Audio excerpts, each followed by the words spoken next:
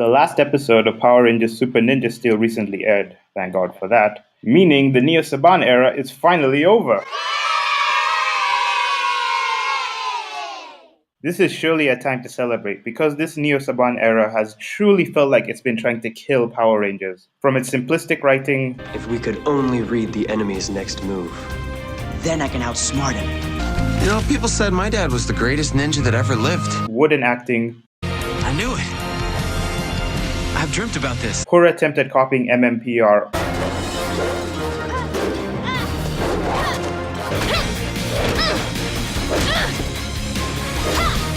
giant plot holes, Dana Romero? tragic backstories that are never explored, You said your dad trained him to be a ninja too, right? Yeah. If he's half as resourceful as you, I'm sure wherever he is, he's just fine. The only person he ever listened to was my mom. My world was destroyed by the Armada. To remind us that even though our mom was gone, we were still a family. obvious fan service, Time to create a new legend! I like those teens. They have attitude. and shameless ass-kissing of Jason David Frank. But unless you got a master morpher... Hey guys. Tommy! This has been the worst thing to ever happen to the series, and it turned away so many of the fans and made us realize we were too old for this show. Well, at least us intelligent fans who don't swallow everything they just give out. Now, I already mentioned the main problems with this era, so in this video I'm going to be focusing on the poor attempt at martial arts they had in this era. And as someone who got into the martial arts because of Power Rangers, I found this very, very insulting. But before that, I'd like to quickly talk about some of these problems and how they contributed to the failure of the Neo-Saban era. If there was a theme of this era, then the theme would be pure laziness. There was no effort put into the writing, and you'd be hard-pressed to find an actual plot because all the episodes are pretty much filler. Samurai was literally a Google translated shikenja, so the themes of ancient Japanese culture didn't work in English, like practicing kanji, or everyone living in the samurai dojo, the family tradition of being samurais, the Red Ranger having a Japanese last name, for some strange reason, the mentor with the strangest accent I've ever heard in my life. Never forget the mission of the Samurai Ranger. Be brave, work together, and no matter what, don't ever give up. Megaforce is just a bootleg version of Mighty Morphin Power Rangers, and their so-called references were nothing but an insult to the original series. No, not that, not teenagers. That's correct, Alpha. Don't say it. Teenagers. Get me 5 kids with talent and attitude. Dino Charge was actually pretty good, and Ninja Steel completely destroyed all the promises Dino Charge gave us, and the constant daddy issues storylines. Now this directly leads into the wooden acting and badly written characters. Almost all the characters from this era are one-dimensional, lifeless, boring, and have no character development. Mike, Jake, and Chase are the typical carefree, somewhat lazier than the others goofy ones of the group. Gia, Shelby, and Sarah are the pretty girls that are strong, smart, and resourceful. Basically girl power. Jaden, Troy, and Brody are the wooden, lifeless leaders of the teams. Kevin and Preston were just betas. Haley is Calvin's girlfriend. Calvin is Haley's boyfriend. I could go on, but I don't have that kind of time or patience.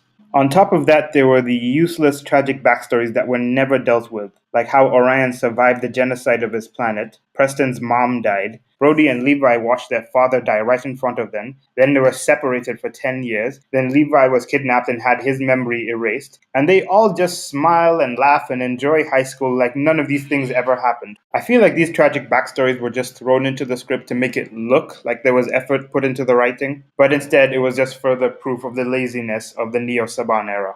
Now to talk about my feelings about Vic and Monty. Now, I've always hated these two because they just felt like annoying imitations of Bulk and Skull, just like Spike from Samurai. However, when I watched season 1 again, I realized that Vic and Monty are exactly the same as Bulk and Skull, however a bit more cartoonish. And this even reminded me of why I didn't like Bulk and Skull when I was a kid. They both have the same silly, childish style of slapstick comedy. The only difference is that in season 2 and afterwards, Bulk and Skull's characters grew and actually added more to the show than just bad comic relief. Also, those annoying holiday specials. These were literally the worst thing about the Neo-Saban era. They were nothing but Christmas toy commercials and further emphasized that this show was only for little kids. Now I know that Christmas has been a part of the show in the past, but that was only during the early, more kid-friendly filler seasons that didn't really have an actual story to them. They were never in the more serious seasons like In Space, Lost Galaxy, Time Force, RPM, etc. because an episode about Christmas and Santa Claus would completely get in the way of a storyline for these seasons and is an unnecessary filler. It also takes away whatever depth and creativity a serious season like that has and makes it impossible to take seriously. Even Hyperforce, which was supposed to be the answer to the Neo-Saban era, made the same mistake and it ruined its already garbage season. One more huge problem is how they keep using Go-Go Power Rangers and its morphing time.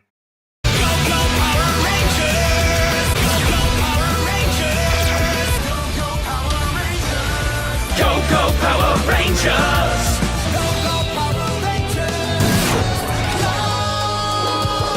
These used to be classic phrases associated with Power Rangers, and now these guys have just bastardized them by using it over and over and over again. Especially its morphing time. It's morphin' time! It's morphing time! It's morphin' time! It's morphin' time! Anybody know what time it is? It's morphin' time! And it completely takes away everything special about it. And nowadays, they have these long, endless, over-elaborated morph sequences that are really annoying to sit through and can be really disturbing, especially for a kid's show. Dino Chargers, engage! Energize! Ha! Unleash the power!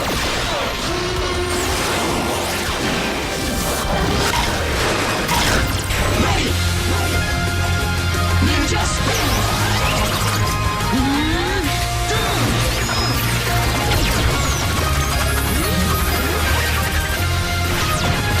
Now, as I'm sure you've noticed, I haven't mentioned any of the villains. And why should I?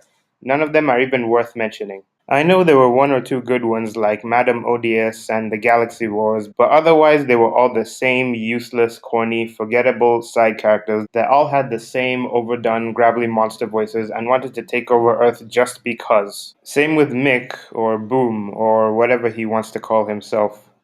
Everyone always says he's such a great actor because he's able to play so many different roles, but every time he's been on the show, he's always played the exact same role, a bumbling side character. Now onto the subject at hand. Every season of Power Rangers has had some degree of martial arts to it, and the Neo-Saban era tried to harken things back to MMPR with the regular teaching and sparring, etc. However, they did a really poor job of this, so instead of bringing back the nostalgia of the first season, it just became a forced attempt at recreating that aspect of the show. Everything from the most basic moves to the strange settings and not even casting any real martial artists played a huge factor in this problem. One of the best things about the early seasons of Power Rangers is that they would cast actual martial artists. And thanks to this, we got to see some amazing and difficult moves and acrobatics that would require real skill and expertise. This is not the case for the Neo-Saban era. It's as if they forgot what made that aspect of the show work.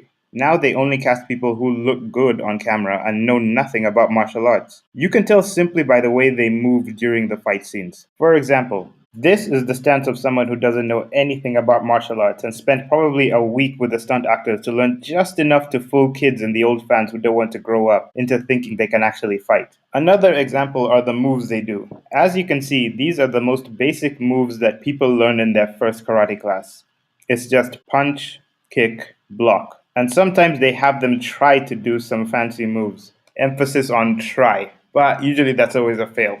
Another problems are the settings in which they practice. In Power Rangers Samurai, they had the Red Ranger's house, which was also a samurai dojo, which works just fine. But then in Megaforce, the Red Ranger would practice on a rooftop in the middle of the city, then in the woods, and at a random public park.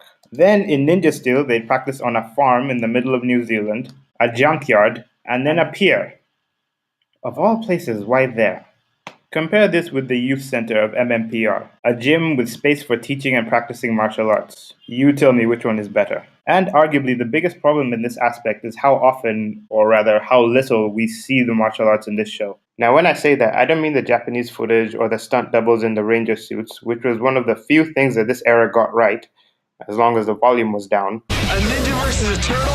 That's a wacky combination. But the actors doing unmorphed fights. We're used to seeing these at least once every episode, but now they're so few and far between you can't even tell that it's part of the show anymore. In Samurai, they at least had it almost every episode thanks to the setting, and Megaforce at least showed this more than once, but only a few times, and the few times they did show it, it never really made any sense. And Ninja Steel, despite being a season about ninjas, only had this a small handful of times, and each time just for a few seconds. Hopefully one day this problem will be fixed, but until then, who knows.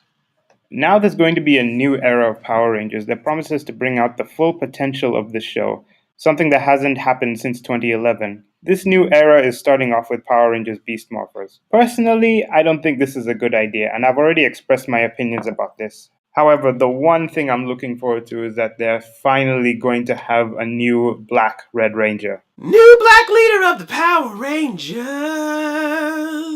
Personally, I think the best way to handle these new seasons is in storytelling. They need to have arcs in these new seasons, as well as interesting characters the viewers will connect with and actually want to see progress throughout the season. First, no more daddy issues. This is such a tired, boring, and predictable storyline that you already know what's going to happen at the end of the season. As soon as the show starts off with my dad this, my dad that, we already know what's going to happen. My dad disappeared 10 years ago on an expedition. It's me. I'm your dad. Dad said it came to us for a reason. Have an actual long-running storyline and arcs that can overshadow the filler effect of the Monster of the Day aspect of the show, like the Green to White Ranger sagas of Season 1 and 2, or the search for Andros' sister and Zordon in Power Rangers in Space, or the post-apocalyptic future of RPM. These are just a few examples of how they can write deep, impactful storylines. However, they can also go the comedic route, just like the Sentai. However, if they do, it can't be like a simple childish comedy. If it's going to be funny, it has to make fun of things like the over-elaborated costumes and the corny tropes that these kinds of shows have, even breaking the fourth wall. Sometimes when I morph, I can't help but notice this gigantic explosion right behind me for no apparent reason. I assume you're referring to the residual energy runoff that is sometimes necessary to clear the suit's biofield channels during the morph. I'm referring to the 6-story high fireballs, like that one, right there. And please, no more puns. Seriously, those puns and jokes literally kill the action scenes. Color me impressed! Let's turn the sky black and blue! Now, despite my opinions on it, I am hoping that it's going to be better than what we've seen these last 8 years. Anyway, thanks for watching. Call that taking out the trash!